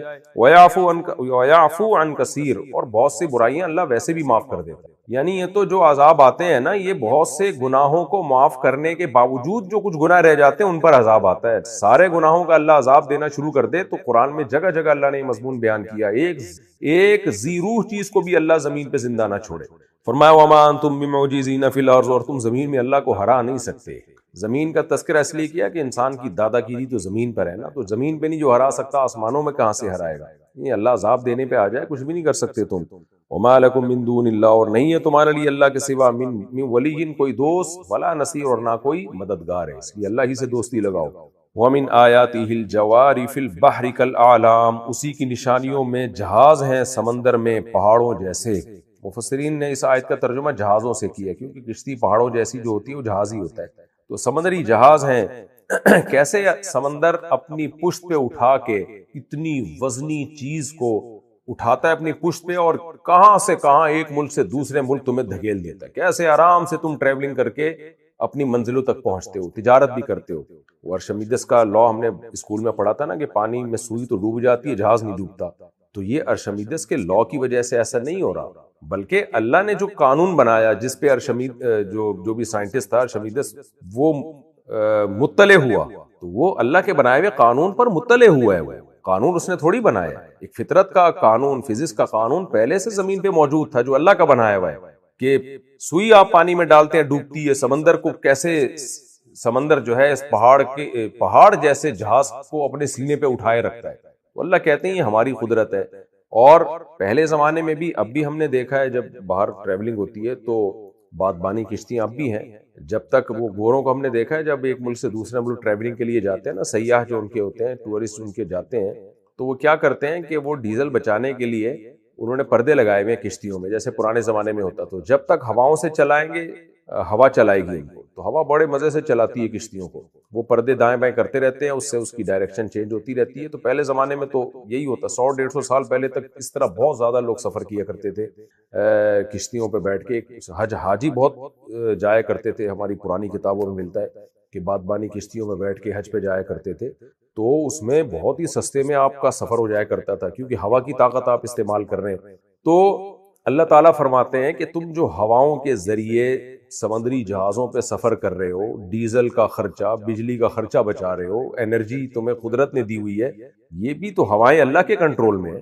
چونکہ عرب میں تو یہ بہت زیادہ تھا اس وقت نا، یہ سمندری جہاز اور کشتیاں، یہ بادبانی کشتیاں ہوتی، وہ لوگ پردوں کو سیٹ کرتے تھے خاص اینگل سے کہ وہ ہوا کے ان اینگلوں پہ ٹکراتی تھی اور کشتی کو دھکیلتی تھی آگے، تو وہ اس اینگل سے جہاں ان کو موڑنا ہوتا اسی حساب سے وہ پردوں کو سیٹ کرتے تھے۔ تو اللہ نے فرمایا کہ تم جو سمندروں میں جا رہے ہو نا، بیچ سمندر میں اللہ ہوا کو روک دے تو تمہارا بنے گا کیا؟ یشاء یسکن الريح، اللہ اگر چاہے ہوا کو روک دے، فَيَظْلَلْنَ رَوَاكِدَ عَلَى ظَهْرِهِ، تو سارا دن یہ کشتیاں سمندر کی پشت پہ کھڑی رہیں. کیسی ٹینشن میں آؤ گے، تمہیں جان کے لالے پڑ جائیں گے. ہوائیں اللہ کے اختیار میں. ان فی ذلک لآیات لکل صبار شکور، بے شک اس بات میں بڑی بڑی نشانیاں ہیں ان لوگوں کے لیے جو بہت زیادہ صبر کرنے والے اور بہت زیادہ شکر کرنے والے. عجیب بات ہے، سورہ لقمان میں بھی اللہ نے جہاں کشتیوں کا تذکرہ کیا تھا کہ اللہ چاہے تو طوفان سے تمہیں ہلاک کر دے سمندر میں، وہاں بھی اللہ نے یہی کہا تھا کہ اس میں صبر کرنے والوں کے لیے بہت بڑی بڑی نشانیاں ہیں. تو کشتیوں کا صبر شکر سے کیا تعلق ہے؟ دیکھیں یہاں صابر شاکر کا مطلب ہے مومن. مومن جو کامل ہوتا ہے نا، اس میں دو ہی تو بہترین خصوصیات ہیں کہ غموں پہ صبر کرتا ہے اور خوشیوں پہ شکر کرتا ہے. اور کافر کی ایک صفت کو اللہ نے بہت زیادہ ہائی لائٹ کیا ہے کہ جب ٹینشن میں آتا ہے تو صبر نہیں کرتا، جزا فضا، خودکشی کے خیالات، اور فوراً ڈپریشن میں جانے لگتا ہے اور یعنی بالکل ہی مایوس ہونے لگتا ہے. اور جب نعمتیں ملتی ہیں تو اترانے لگتا ہے، اللہ کا شکر نہیں ادا کرتا. تو یہ جو سمندر میں جب ہم سفر کرتے ہیں نا، خاص طور پہ پرانے زمانے کا سفر تو بڑا خطرناک ہوتا تھا. تو اس میں یہ جو لوگ ہیں نا، انسانیت اس کنڈیشن سے گزرتی تھی. جب تک وہ کشتی میں ہوتے تھے، سمندر کی لہریں ہلتی تھی، ڈوبنے کا خطرہ ہوتا تھا، یہ خطرہ ہوتا تھا کہ ہوائیں رک نہ جائیں. تو ایسے موقع پہ بہت واضح پتہ چلتا تھا کہ کون صبر کرنے والا ہے اس کنڈیشن میں، کون ایسا ہے جس کو ایک دم ڈپریشن میں نہیں جا رہا اور وہ اللہ سے امیدیں لگا کے بیٹھا ہوا ہے کہ بھائی اس طوفان سے نکال بھی اللہ سکتا ہے، غرق بھی اللہ کر سکتا ہے. وہ اللہ سے لو لگاتا ہے. اور اس کنڈیشن سے جب کشتی میں نکلتے ہیں تو کون ہے جو شکر کرتا ہے اور کون ہے جو ناشکر ہے. تو سمندر میں جانے کے بعد اس کا بڑی اچھی طریقے سے اندازہ ہو جاتا ہے. آج تو بڑے محفوظ جہاز ہیں، لیکن پہلے یہ کیفیت بہت ہوتی تھی کہ جب آپ مصیبت میں آتے ہیں نا، تو مصیبت سے نکل گئے تو کون ہے جو اللہ کی طرف نسبت کرے گا؟ اس اللہ نے ہمیں نکالا ہے. اور مصیبت میں پڑ گئے تو کون ہے جو مایوس نہیں ہوگا بلکہ صبر کرے گا. تو اس کا مطلب یہ ہوا کہ یہ جو سفر ہے نا، جب آدمی ٹینشن میں آتا ہے تو یہ انسان کو جانچنے کا بہترین ذریعہ ہے. تو جب تک آپ کی طبیعت میں کامل درجے کا صبر اور کامل درجے کا شکر نہیں ہوگا، آپ میں سوچنے سمجھنے کی صلاحیت نہیں ہوگی. جن کو سوچنے سمجھنے کی صلاحیت ہوتی ہے نا، وہ مصیبت میں صبر کرتے ہیں اور جب مصیبت دور ہو جاتی ہے تو شکر کرتے ہیں. اور جو اندھے بہرے گونگے ہیں، سوچنے سمجھنے کی صلاحیت ہی نہیں ہے، تو وہ مصیبت میں صبر نہیں کرتے، ان کو خودکشی کے خیالات آتے ہیں اور وہ سوچتے نہیں ہیں. ان میں سوچنے کی صلاحیت نہیں ہے. اگر سوچنے کی صلاحیت ہوتی تو وہ یہ سوچتے کہ بھئی یہ اللہ ہے نا، تو اللہ تو دیکھ رہا ہے نا، وہ بچانا چاہے میں بچا سکتا ہے. اور جب وہ مصیبت سے نکلتے ہیں تو کہتے ہیں بھئی اللہ نے بچایا. تو یہ سوچنے سمجھنے کی صلاحیت جس میں ہوگی وہ صابر بھی ہوگا، شاکر بھی ہوگا. تو کشتیوں میں بیٹھ کے، طوفانی کشتیاں جب طوفان آ رہے ہوں، اس میں صاف پتہ چل جاتا ہے کہ کون سوچنے سمجھنے کی صلاحیت والا ہے اور کون سوچنے سمجھنے کی صلاحیت والا نہیں ہے. تو جو سوچنے سمجھنے کی صلاحیت والا ہوتا ہے وہی اللہ کی نشانیوں میں غور کرتا ہے. اور سوچنے سمجھنے کی جس میں صلاحیت ہوگی، اس میں ظاہری علامت یہ ہوگی کہ وہ صبار بھی ہوگا، شکور بھی ہوگا. یہ مطلب ہے قرآن کی اس آیت کا.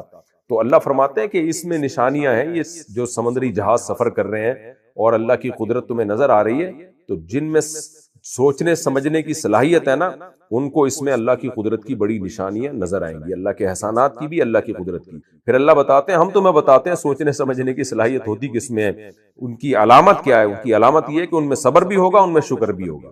تو جو بالکل بند ذہن کے لوگ ہیں، سوچنا چاہتے ہی نہیں ہے، وہ نہ شاکر ہوں گے نہ وہ صابر ہوں گے. تو وہاں سورہ لقمان میں بھی یہی مضمون تھا. فرمایا او یوبقہن بما کسبوا، اللہ چاہے تو ان کشتیوں کو ہلاک بھی کر سکتا ہے، تمہیں وہاں تڑپا بھی سکتا ہے، روک لے اور تم کھڑے رہو. اب تم پریشان ہو جاؤ کہ پتہ نہیں ہم کب منزل تک پہنچیں گے. آپ دیکھیں سفر میں بسیں خراب ہو جاتی ہیں اور پتہ ہی نہ ہو کہ کب ٹھیک ہوگی، کیا ٹینشن ہوتی ہے. اور سمندر کی پشت پہ جا کے آپ کا جہاز جو ہے رک جائے اور جھولنے لگے اور پتہ ہی نہ ہو کہ اب یہاں سے نکلیں گے کب. اللہ کہتے ہیں یہ ٹینشن بھی میں تمہیں دے سکتا ہوں، ایک اور ٹینشن دے سکتا ہوں، وہ یہ کہ تمہیں الٹا غرق کر دوں وہاں پہ. اور یہ بھی کر سکتا ہوں وَيَعْفُ عَنْ كَثِيرٍ، کہ بہت سو کو میں معاف بھی کر سکتا ہوں کہ ان کو نجات دے دو، یعنی بچا لو ان کو اس عذاب سے. عن کثیر میں یہ انسان بھی مراد ہو سکتے ہیں کہ بہت سے لوگوں سے چشم پوچھی سے کام لوں، اور یہ بھی ہو سکتا ہے بہت سے گناہوں کو معاف کر دوں اور سزا نہ دوں. لیکن میرا خیال ہے زیادہ جو ترجمہ مفسرین نے جس کو ترجیح دی ہے نا وہ عن کثیر، میں نے شاید ترجمے میں عن کثیر سے مراد کثیر گناہ کیے ہیں، لیکن یہاں زیادہ بہتر ترجمہ بنتا ہے عن کثیر بہت سے لوگوں کو چاہوں تو میں درگزر بھی کر سکتا ہوں، تو یہ زیادہ بہتر ترجمہ ہوگا کہ بہت سے لوگوں کو میں چاہوں تو معاف بھی کر دوں، یعنی بہت سو کو ہلاک کر دوں، بہت سو کو سمندر کی پشت پہ ہی رہنے دوں کہ ہل کے دکھاؤ اب یہاں سے، اور بہت سو کو میں اپنی قدرت سے معاف بھی کر سکتا ہوں، یعنی پورا میرا کنٹرول ہے تمہارے اوپر، جس کو چاہوں معاف کروں، جس کو چاہوں ڈبو دوں، جس کو چاہوں سمندر میں ہی رہنے دوں اور تڑپتا رہے وہ، اور جس کو چاہوں منزل پہ پار لگا دوں۔ وَيَعْلَمَ الَّذِينَ يُجَادِلُونَ فِي آيَاتِنَا، لیکن ان سارے تصرفات کا نتیجہ کیا نکلے گا؟ جو ہماری آیتوں میں جھگڑا کر رہے ہیں نا کہ اللہ نے کوئی کلام نازل نہیں کیا، ہم اللہ کو مانتے ہی نہیں ہیں، کوئی اللہ نہیں ہے، تو ان کو پتہ چل جائے گا مَا لَهُم مِّن مَّحِيصٍ کہ ہمارے پاس بھاگنے کا کوئی راستہ نہیں ہے، یعنی اگر میں یہ سب کچھ سمندروں میں لے جا کے تمہارے ساتھ کرنا شروع کر دوں نا کہ پشت پہ قائم رکھوں، تمہیں ہلاک کر دوں، تو پتہ چل جائے گا کہ تم کتنے طاقتور ہو، تم اللہ کے عذاب سے بھاگ نہیں سکتے ہو۔ تو اس لیے اللہ کہتے ہیں ابھی میں نے ان آزمائشوں میں ڈالا نہیں ہے تمہیں سمندر میں لے جا کے، خشکی پہ ہی ہو اور آسائشوں میں ہو، تو ابھی مجھے مان لو اور میری طاقت اور قدرت کا اعتراف کر لو۔ وقت ہمارا کمپلیٹ ہو چکا ہے اور یہ رکوع بہت اہم ہے۔